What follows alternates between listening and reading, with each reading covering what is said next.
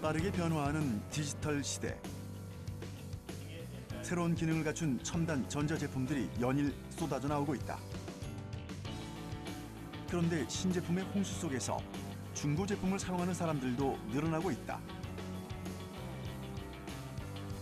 소유보다는 가치에 중심을 두는 소비자들이 꾸준히 증가하면서 공유 경제 또한 확산되는 추세다. 경제와 사회 전반에 영향을 끼치고 있는 소비 트렌드의 변화. 그 안에 담긴 또 다른 의미는 무엇일까? 우리 사회에 불고 있는 새로운 소비 혁명에 대해 알아보자.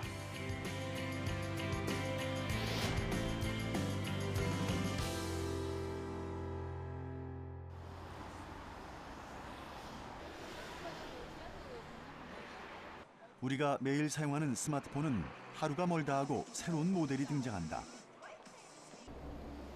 신기술이 적용된 제품들이 속속 출시되면서 소비자들의 구매 심리를 더욱 자극하고 있는데, 휴대전화기는 다른 전자제품에 비해 사용 주기가 매우 짧은 편이다. 과학기술정보통신부가 스마트폰 교체 주기를 조사한 결과 3년 6개월 미만이 35.8%, 3년 미만이 17.9%, 2년 6개월 미만이 33.6%, 2년 미만이라고 대답한 사람도 7.5% 정도였다. 평균 교체 주기는 2년 7개월 정도로 이용자의 80% 이상이 3년을 넘기지 못하는 것으로 나타났다.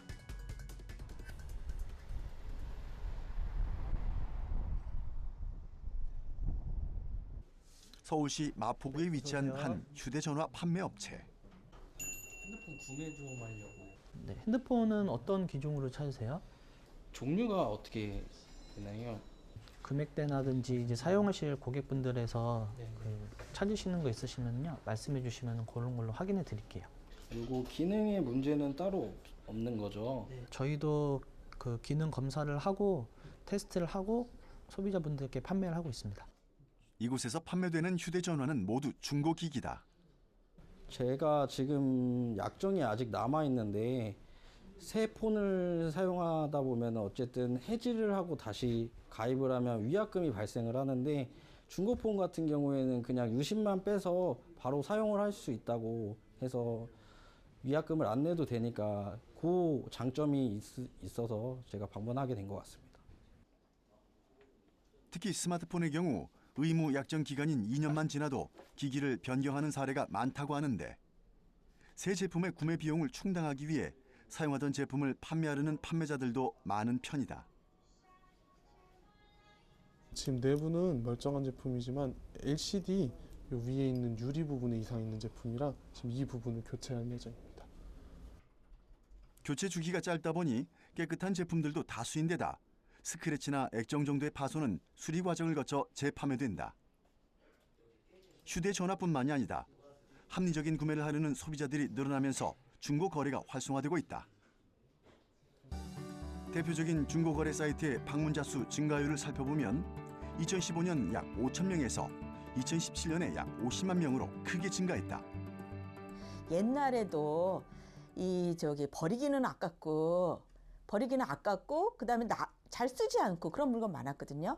근데도 이제 누구한테 이거를 줘야 될지 잘 몰라가지고 그냥 가지고 있는 경우가 많았어요.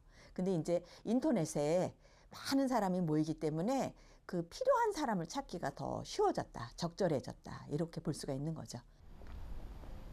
가성비가 소비의 핵심이 된 배경에는 소비자의 정보력 향상도 한몫했다. 과거 오프라인에서 주로 이루어졌던 중고 제품의 거래 방식이 최근엔 온라인과 모바일에서 주로 이루어지고 있다. 2015년 11월 서비스를 시작한 이 중고거래 플랫폼은 인기 급상승 중이다. 거의 작년 대비 10배 이상 이제 방문자 수가 증가했어요. 그 이유가 뭐라고 생각하세요? 사용자들이 이제 확실히 입소문 타고 많이들 가입을 해주시다 보니까 방문자 수가 많이 늘어나고 있는 것 같아요. 사용 기간이 짧아지면서 거래되는 중고 제품의 상태가 양호해 저렴한 가격에 괜찮은 물건을 구매할 수 있다는 점에서 고객들의 눈길을 끌고 있다. 좀 환경에 대한 인식들도 많이 이제 증가를 하신 것 같아요. 예전에는 이제 약간 구호처럼 외치듯이 보존 이렇게 보존을 해야 된다 약간 이런 인식이었지만 현재는 좀 내가 일상생활에서 굉장히 실천을 정말 하고 이제 일상생활에 좀 녹아든 이제 그런 인식들이 추세가 돼서 이제 소비 트렌드도 많이 바뀌고 이제 그래서 개인들이 중고 거래를 많이 하고 있으신 것 같아요. 특히 지역을 기반으로 하는 중고장터로 동네 사람들끼리 필요한 물건을 사고 파니 가격이나 물건에 대한 신뢰가 높고 거래 예의까지 갖추게 되는 장점이 있다고 한다. 해가지고 일주일 거를 계산하도록 하는 거죠. 또 택배 포장이나 박스 이용을 절감하는 직거래의 장점으로 자원 절약은 물론 환경 보호 부분에도 상당 부분 도움이 된다는 평가를 받고 있다.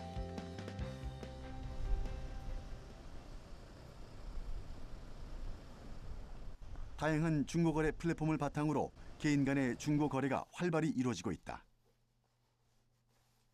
직장인 안시환 씨도 중고거래 사이트의 단골 이용자다.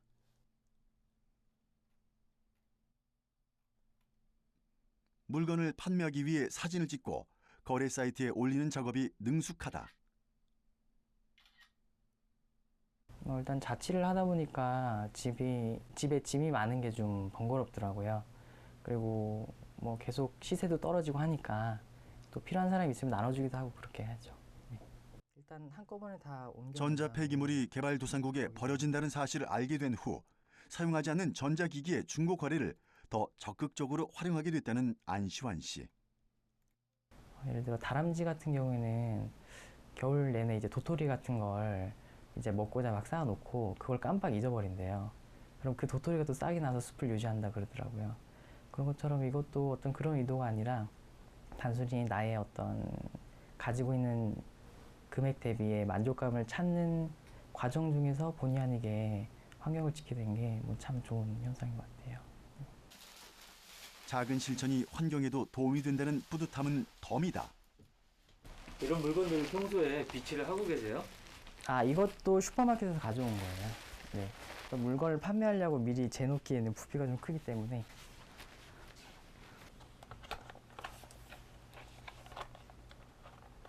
막상 팔 때 아깝다는 생각도 들 것 같아요. 저는 좀 반대인 게 필요 없는 것들이 집에 있으면 좀 뭔가 집이 좋아 보여서 네, 그것도 이걸로 생긴 금액을 가지고 다른 필요한 걸 산다거나 할 수 있어서 그건 되게 좋아요. 내게는 필요 없지만 다른 사람에게는 유용할 수 있는 중고 거래. 경제적으로도 환경적으로도 가치가 있다는 생각이다. 급속하게 발전하는 첨단 기술로 발생하는 문제는 멀쩡하게 작동하는 제품임에도 유행이 지났거나 구형이라서 방치된다는 점이다. 언젠간 필요하겠지라는 생각으로 소유하고 있다면 효율적인 자원 분배가 이루어지지 못하고 불필요한 과잉 생산이 일어나게 된다. 자원의 순환 측면에서 중고 거래는 분명 의미가 있다. 우리가 이제 소비를 해야 또 생산이 되잖아요. 그래서 이제 이 소비를 해야 생산이 되니까 소비를 안 하고 막 중고 물건 서로 사고 팔고 절약을 하고 그러면 경제 활성화에는 좀 나쁜 영향을 미치지 않을까 이런 생각을 가지고 있게 됩니다. 제가 이제 두 가지 관점에서 말씀을 드리겠는데 만약에 경제 활성화와 그다음에 이제 환경 둘 중에 어떤 것을 택해야 되느냐라고 하면 우선순위를 저는 환경에 두어야 된다 이렇게 생각을 하고요. 각종 전자제품들의 상품 주기가 짧아지면서 이 때문에 생겨나는 전자 폐기물들이 큰 골칫거리로 등장하고 있다. 전자 폐기물이 일반 쓰레기에 비해 더 처리하기 어려운 이유는 무엇일까? 이 폐기물이라는 용어를 쓰거든요. 엘렉트릭 프로덕트 해가지고 이 폐기물이라는 용어를 많이 쓰는데 이 폐기물과 일반 폐기물은 확연하게 차가 나는 게 뭐냐면 분명히 형태가 분명히 갖춰져 있고 형태가 이제 완전한 제품의 형태로 갖춰져 있는 거죠. 일반 쓰레기는 뭐 그저 잡다하게 혼합되어 있는 상태로 배출이 되잖아요. 그런데 제품의 하나의 형태로 갖춰져 있기 때문에 우리가 분리배출 기준이라든가 어떤 적정 요건만 되면 이걸 이렇게 분리배출이 가능하다는 어떤 특성을 가지고 있어요. 분리수거를 통해 재활용 쓰레기가 비교적 잘 걸러지고 있지만 전자 폐기물의 경우 그렇지가 못하다. 전자 폐기물은 교체 수요에 따라 폐기되는 첨단 전자기기를 말하는데 대량 생산되어 온 소비재 중에서 가장 복잡한 구조를 갖고 있다. 이 폐기물, 그러니까 전자 폐기물에서 최근에 이제 가장 부가가치가 높다고 하는 것들이 이게 PCB 기판이에요. 기판인데 이 PCB 기판 내는 굉장히 다양한 소자들이 사용되고 있고 이 안에는 우리가 말하는 금, 은이 지금 현재 사용이 되고 있어요. 그래서 요 기판만 모아서 이걸 갖다가 다시 열로 요 플라스틱 소재이기 때문에 분해를 시키고 이 안에서 금과 은을 추출해내고 있습니다. 또 이 안에는 뭐 이런 선들을 보시게 되면 이 선은 전부 다 이게 구리 소재입니다. 구리 소재. 이 선들은 전부 다 구리 소재로 다 돼 있는 거고 해서 어떻게 보면 이 별거 아닌 것 같아도 굉장히 많은 종류의 금속 자원이 사용이 되고 있는 겁니다. 내부에 금과 은, 구리 같은 값비싼 금속이 들어있어 그냥 폐기 처분하기엔 아까운 자원이다. 한 해 전 세계에서 발생하는 전자 폐기물은 약 5천만 톤. 회수 가능한 자원의 가치는 550억 달러 이상으로 추정된다. 전자제품 폐기물 처리도 문제입니다. 또 이런 전자 폐기물을 일반 쓰레기와 섞어버리거나 함부로 폐기하게 되면 환경에 악영향을 미칠 수가 있다.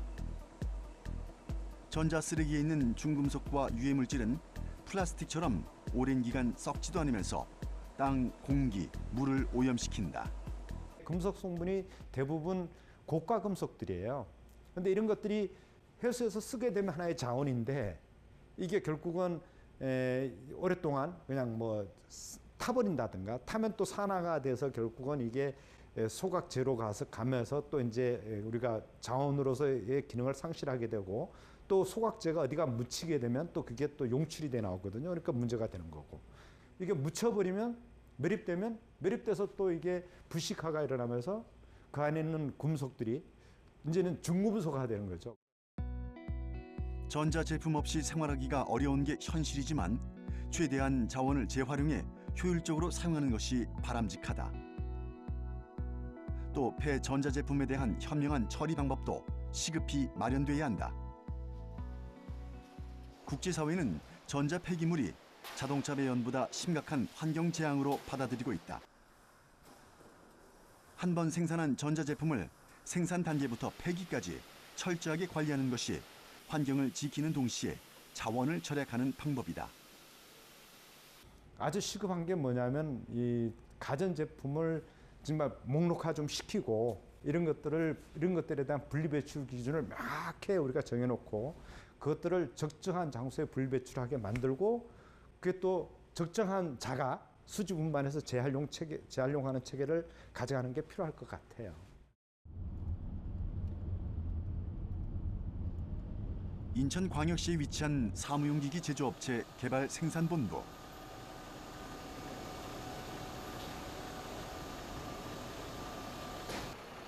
전국에서 수거된 중고 복합기들이 공장 안으로 다시 입고되는 중이다.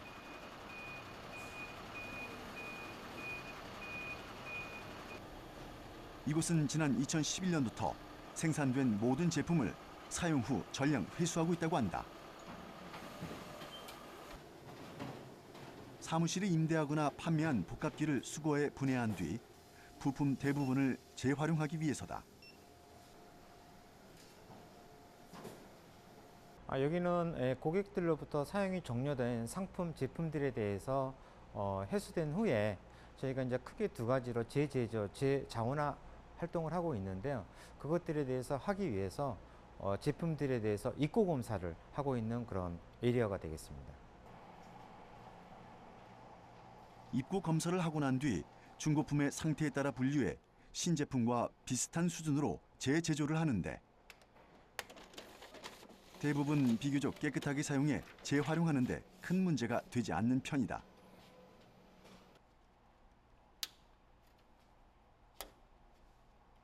재제조는 기본적으로 일부 구성품의 교환만으로 사용이 가능한 제품으로 리사이클링되는 과정. 이렇게 재탄생한 제품들은 신제품보다 저렴한 가격에 판매되고 있는데 소비자는 싸게 구입해서 좋고 기업은 이미지 제고에 기여해서 좋은 일석이조의 효과를 얻을 수 있다.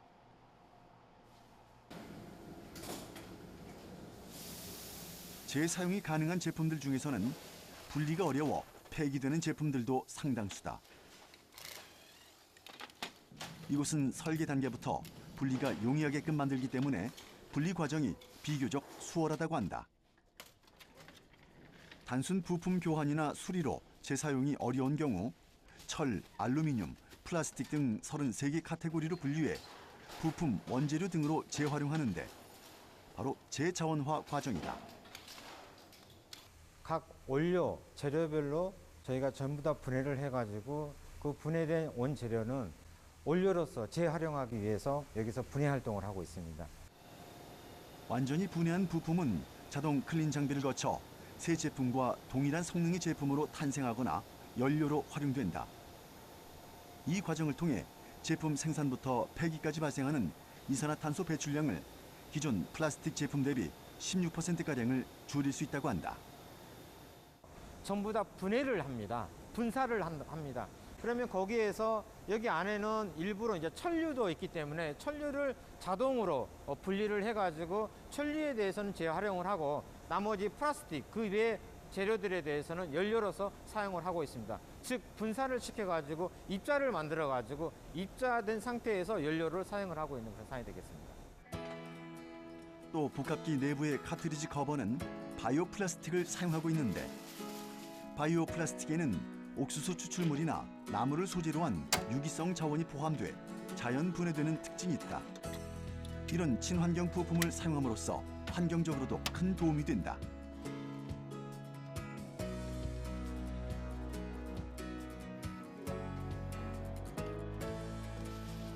내부에 사용되는 플라스틱들이 있습니다. 그래서 보시면은 그 중에 BP라는 그 마크가 있는데요. 이게 바이오매스 플라스틱이라는 그런 그 원재료로 만든 부품들이 되겠습니다. 그 플라스틱의 원재료는 전에는 석유에서 채출된 그런 그 원재료를 가지고 플라스틱 원재료를 사용했습니다만은 저희 같은 경우는 바이오매스, 즉 옥수수에서 추출된 그런 성분을 가지고 플라스틱 재료로 활용을 해서 상품화까지 성공시킨 그런 케이스가 되겠습니다. 사실 기업 입장에서 폐기물을 재활용하지 않고 환경 개선 부담금을 내는 게 오히려 비용을 절감하는 방법이다. 그러나 높은 비용을 감수하면서 제품을 재자원화하는 이유가 있다. 유해 화학물질을 버리지 않고 이산화탄소 배출을 줄여 지구온난화 억제에 동참하는 것이 기업의 책임이기 때문이다. 기업의 사회적 책임, 특히 환경 부하 측면에서 계속 새로운 물건만 쓰게 되면은 그 새로운 물건을 만들기 위한 자원을 계속 채취해야 되고, 그로 인해서 또 만드는데 전기를 사용해야 되고, 그럼으로 인해서 CO2가 계속 발생하고 이런 환경 문제가 발생을 하게 됩니다. 그런 점을 감안해서 전체적인 사회와 기업의 전체적인 이익이 어느 쪽이냐라고 봤을 때는 역시 자사가 판매한 모든 제품에 대해서는 회수해서 다시 한 번 더 활용할 수 있는 그런 그 시스템 도입이 가장 좋다라고 생각하고 있습니다. 대량 생산과 대량 소비의 시대. 사용이 끝난 제품도 폐기물이 아닌 귀중한 자원이란 생각을 바탕으로 자원 순환 시스템을 지속적으로 만들어 가려는 노력이 필요하다. 자원화에도 돈이 많이 들어갑니다. 왜냐하면 이거를 해체를 해야 되고 파쇄를 해야 되고 또 수지 운반해야 되고 하지만 아마 그 자원화에 들어가는 그것도 한 20만 원 될 겁니다. 결국은 20만 원 되지만 우리가 자원화 시키면서 뭐가 나오죠? 이게 자원이 다시 만들어지잖아요. 그걸 빼면 처리하는 것보다 더 싸진다는 얘기예요. 경제 논리로. 그럼 예를 들면 우리가 그 처리하는데 20만 원 들지만 자원화하는 데는 한 12만 원, 13만 원 이 정도 든다는 얘기죠. 그러니까 사회 경제적으로 봤을 때는 7만 원에서 8만 원 정도의 이득이 있는 겁니다. 그래서 자원화를 돌려주는 게 우리 사회 경제적으로 굉장히 유리하다 이렇게 보시면 되죠. 소비 패턴의 변화를 가져온 또 다른 이유 중에 하나는 소유보다는 가치를 중시하는 세대의 등장이다. 주민정 씨는 웹사이트를 통해 원하는 시간에 원하는 만큼만 자동차를 빌려서 이용한다.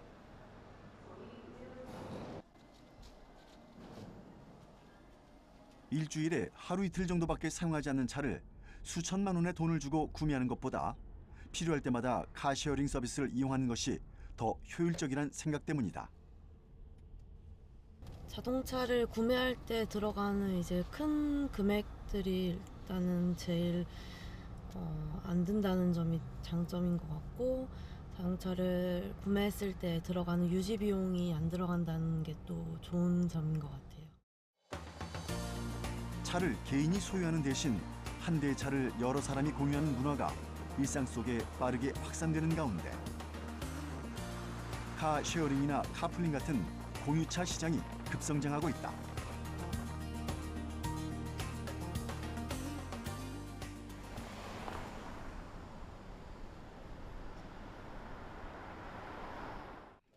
최근 젊은 층을 중심으로 소유보다는 가치 중심의 소비가 새롭게 등장하고 있는데 경험에 대한 관심이 높아지고 있기 때문이다. 또 환경지향적인 착한 소비 습관도 영향을 미쳤다. 소비자가 사실 가치 소비에 대해 조금 더 중점을 두게 되는데, 최근에 사실 이제 이런 미세먼지라던가 이런 환경에 대한 이슈들이 과거에는 그냥 남의 얘기였다면 최근에는 사실 이제 나의 얘기, 직접적인 나의 생활과 연결되다 보니까 이 카쉐어링 서비스에 조금 더 관심을 갖게 되는 거고요. 공유 차량 한 대는 일반 차량의 12대를 대체하는 효과가 있다고 한다. 사회 경제적 비용이 줄어들고 환경 오염도 예방할 수 있다는 것. 최근 차량 공유 서비스의 인기가 확산되면서 국내 공유차 시장 규모는 꾸준히 증가하고 있는데 2013년 약 90억 원에서 2016년 약 1,000억 원으로 급증했다. 2018년에는 약 2,250억 원 정도 규모로 늘어날 것으로 예상되는데 향후 2020년까지 5천억 원까지 증가할 것으로 전망된다. 소유보다는 이제 사용을 중시하는 개념이고요. 이 소유하는 경우에 그 소유한 물건을 1년에 한 번 쓸 때도 있어요. 혹은 한 달에 한 번만 쓸 때도 있고. 근데 이제 젊은 세대는 훨씬 더 영리해졌다. 바람직해졌다. 저는 그렇게 생각합니다. 그러니까 내 걸 갖는 게 아니라 그 어떠한 물건을 가지고 같이 어떻게 하면 잘 나눠 쓰면서 그 재화의 최대한의 효용 가치를 이렇게 만들어내느냐. 그런 식으로 소비자들이 더 현명해졌다. 저는 그렇게 생각을 합니다. 최근엔 자동차를 넘어 다양한 분야의 공유 경제가 확산되고 있다. 김예슬 씨는 옷을 구매하기 위해서가 아니라 빌려 입기 위해 검색 중이다. 자주 입지 않은 옷을 쌓아놓기보다는 먼저 경험해보고 꼭 필요한 물건인지 결정하는 체험 소비가 늘어나고 있다. 우선은 제가 평소에 사기에는 조금 부담스러운 금액의 브랜드 옷을 합리적인 금액에 빌려서 이용해 볼 수 있고, 특히 저 같은 경우에는 옷을 사놓고 1년만 지나도 안 입는 옷들이 많은데 그러한 걱정이 줄어든 것 같아요. 그녀가 빌려서 사용하는 것은 옷뿐만이 아니다. 지금 여기 보이는 캐리어도 제가 렌탈한 아이템이에요. 캐리어는 1년에 한두 번 정도 쓸까 말까 하기 때문에 사기보다는 빌리고 싶은 만큼만 렌탈하는 게 합리적이더라고요. 경험에 가치를 둔 합리적인 소비 경향이 두드러지면서 소유에서 대여로 소비 트렌드가 달라지고 있는 것이다.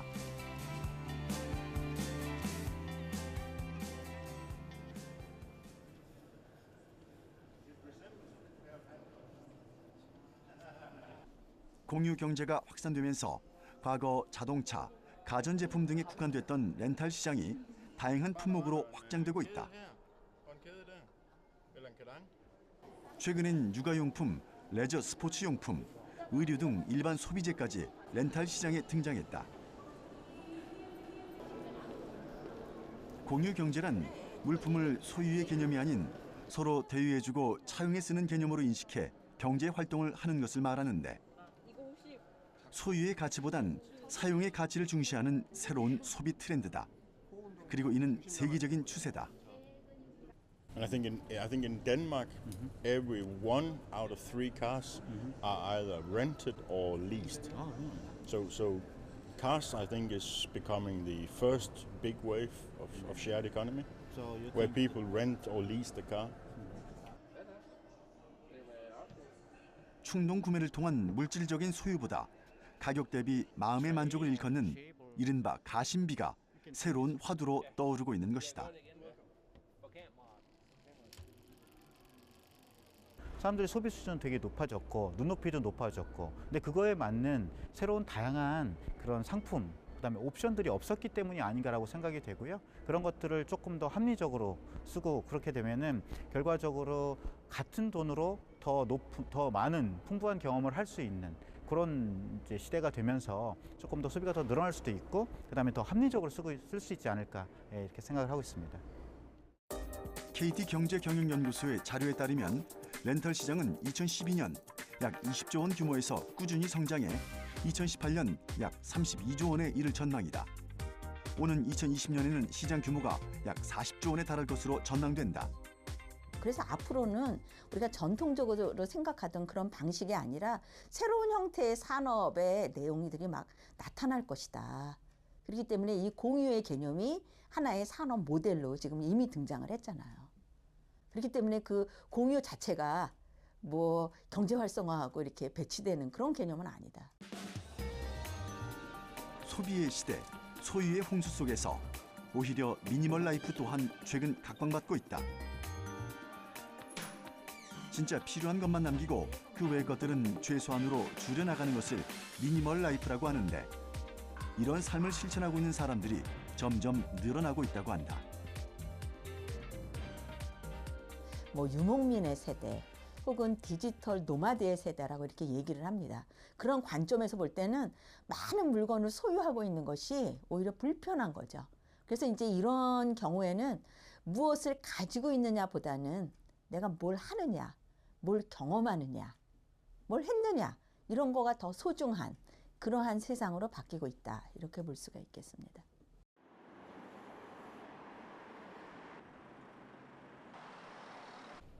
스스로 미니멀 라이프를 실천하고 있다고 말하는 6년차 미니멀리스트 탁진현 씨. 그녀의 미니멀 라이프한 삶을 들여다보기로 했다. 그녀는 미니멀 라이프를 어떤 방법으로 실천하고 있을까?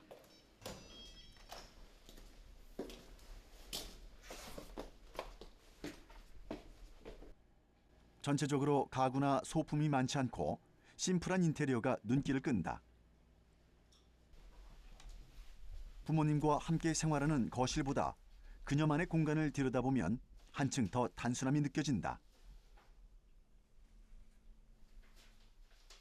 일단 여기 책장 안에는요, 제가 자주 쓰는 물건들만 넣어놨어요.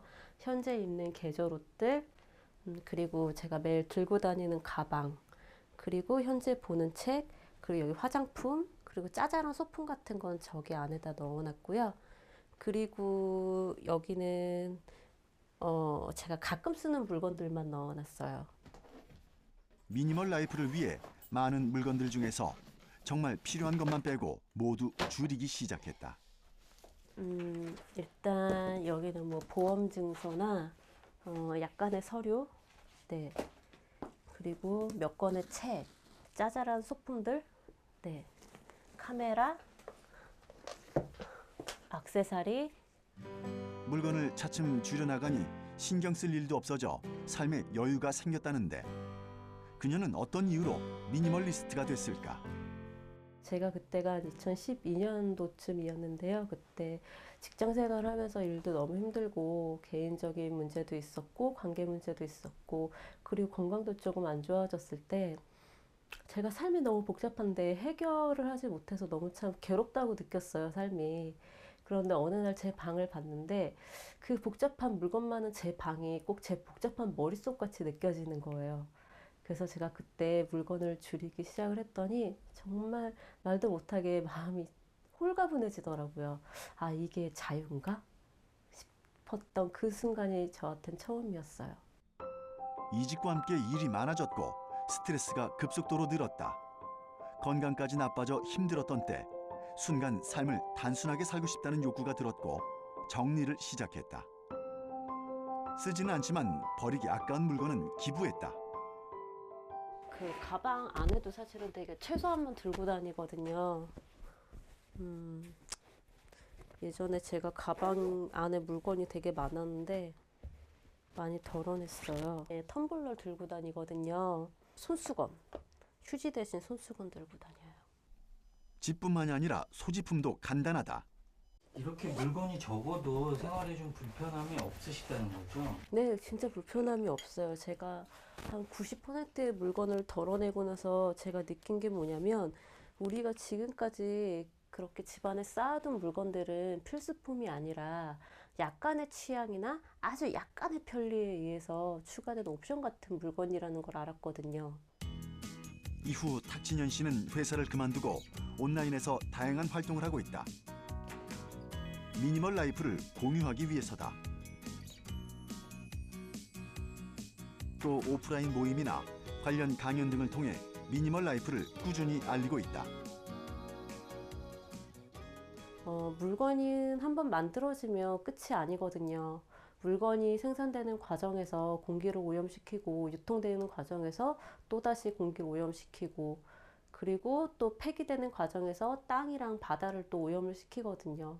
근데 그러한 것들이 결국은 미세먼지라든지 아니면 바다의 미세 플라스틱이라든지 이런 것들을 통해서 결국 사람에게 와서 우리의 건강을 다 해치는 거거든요. 불필요한 것을 걷어낼수록 더 나다운 삶을 살 수 있다고 조언하는 탁진현 씨. 쾌적한 환경과 더불어서 삶의 행복도 얻어진다는 것이 미니멀 라이프의 핵심이다. 그야말로 본질이 무엇이냐. 사람의 생활이 본질이다.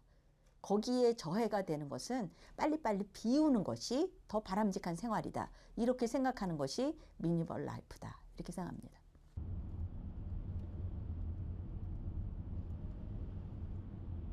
미니멀 라이프의 시작은 물건을 정리하는 것에서부터 시작한다는데 그 정리가 생각만큼 쉽지만은 않다. 그래서 생긴 필요한 사람들, 바로 정리수납 전문가다. 새로운 사회 트렌드가 직업도 창출한 셈이다. 네, 지금 어떻게 오신 거예요? 지금 정리수납하러 가고 있습니다.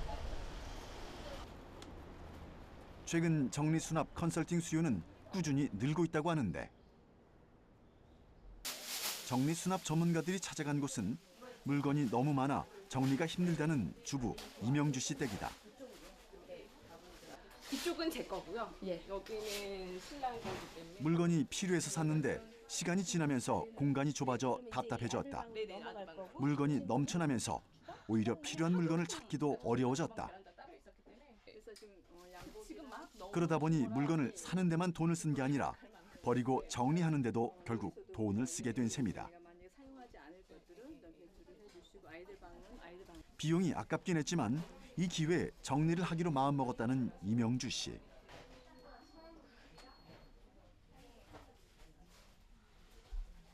가장 큰 것은 이제 비용적인 부분이죠. 비용적인 부분인데 사실 저도 며칠 이제 정리를 해보려고 했는데 그러다 보니까 이제 몸살 감기에 아프고 힘들고 그러다 보니까 이제 아이들한테 더 소홀해지고 그래서 얻는 부분보다 잃는 부분이 훨씬 많더라고요. 그래서 시간에 대한 효율적인 투자라고 그냥 과감히 결정을 한 거죠. 지금 저희가 여기에 온갖 살림들이 뒤죽박죽 섞여 있는 주방에는 가장 많은 전문가가 배치됐다. 주방 서랍장 안에 구분 없이 놓여있던 그릇 등을 다시 정리하는 작업. 정리 이후엔 필요한 것만 사야 한다. 필요하지 않은데 싸다고 구매하는 것은 합리적인 소비가 아니다.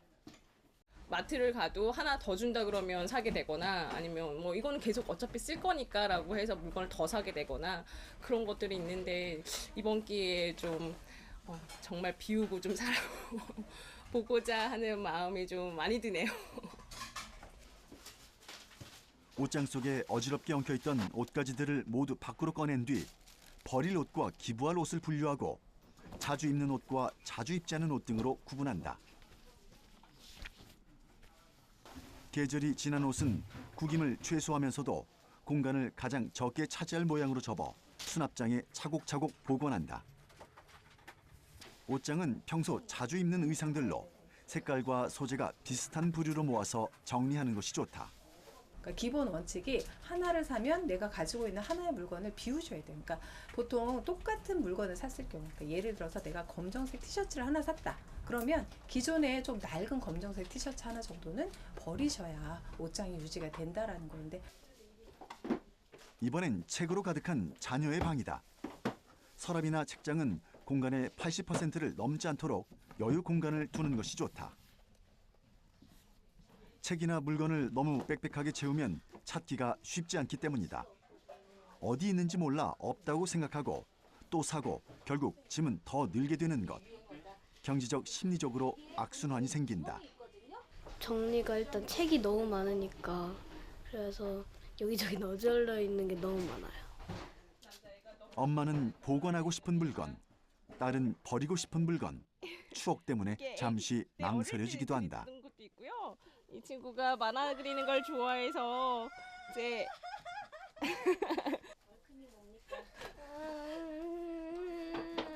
안돼. 버려? 이런 거 나중에 너네 보면 너무 재밌을 것 같아. 제가 그림을 그린 걸 좋아해요. 근데 그림이 너무 흑역사여서 그림을 막 옛날엔 너무 못 그리는 게 있어가지고 보면 이불킥을 하게 돼서 그래서 버리고 싶어졌어요. 심각하게. 물건을 잘 버리기 위해서는 기준을 정하는 것이 중요하다. 앞으로 쓸 확률이 10% 이내이거나 대체할 수 있는 다른 물건이 있다면 버리는 게 좋다. 집에 있는 잡동사니를 모아서 한 평 정도가 된다면 이를 비웠을 때 경제적 가치는 2천만 원을 절약하는 효과가 있다고 한다. 1톤 정도의 물건들은 웬만한 가정에서 나올 수도 있는 거고요. 더 많게는 2톤들 나오는 경우들도 있고요. 그래서 우리가 사용할 것 같았는데 그 물건들이 쌓아두다 보니까 언젠가는 사용하겠지 했던 물건들이 다 배출되는 거라고 볼 수가 있는 거죠. 어디서 거창한 일을 하지 않아도 우리 집에 필요한 물건을 제대로 쓰고 버리기만 해도 우리 모두는 환경을 지키는 데 일조하고 있는 것. 공간이 잘 정리되면 심신이 안정되는 효과가 있고 한정된 주거 공간을 보다 쾌적하게 활용할 수 있다. 미니멀 라이프는 단순히 공간의 여유를 넘어 소중한 가치에 더 집중할 수 있는 여유를 함께 제공해준다. 그러니까 필요 없는 소비들을 저희가 참 많이 하거든요. 그걸 의식하지 못한 상태에서. 그래서 그런 걸 좀 비워내고 정말 필요한 것들만, 삶에 필요한 것들만 남기고 살면 그 나머지의 그 공간의 풍요들이 좀 더 생기는 것 같아요. 필요하다면 누구나 쓸 수 있고 필요하지 않다면 무엇이든 나눌 수 있는 소비 습관. 우리는 소유의 시대를 떠나보내고 가치의 시대를 맞이하고 있다. 필요 이상으로 욕심내지 않고 살아가는데 정말 필요한 물건을 딱 그만큼만 가지고 행복을 추구하는 삶. 가치가 주는 만족감을 느끼는 합리적인 소비는 자연스럽게 자원을 절약하고 환경에도 긍정적인 효과를 미칠 수 있다. 환경적으로 문제가 안 되는 그런 어떤 제품을 구입하고 또 이걸 갖다가 어떤 수명이 다한 걸 갖다가 우리가 폐기를 할 때도 적정한 기준에 따라서 우리가 배출을 시키고 자원화되는 체계로 이렇게 해주면 되지 않을까 하는 생각을 갖습니다. 그래서 나의 소비로 인해서 생태계라든가 외부 효과를 생각을 해야 되는 거죠. 어떠한 영향을 미치는가. 쉽지는 않겠지만 항상 생각하는 그러한 소비 생활이 필요하다 이런 얘기죠. 작지만 의미 있는 실천은 어쩌면 사회와 지구를 치유하는 나비 효과가 될 수 있지 않을까. 과소비로 인한 자원 낭비와 환경 파괴를 막자는 공동체적인 책임의식. 다시 쓰고 나눠 쓰고 적게 쓰는 착한 소비. 그 안에는 경제적 가치 못지않은 환경의 가치가 담겨져 있기 때문이다.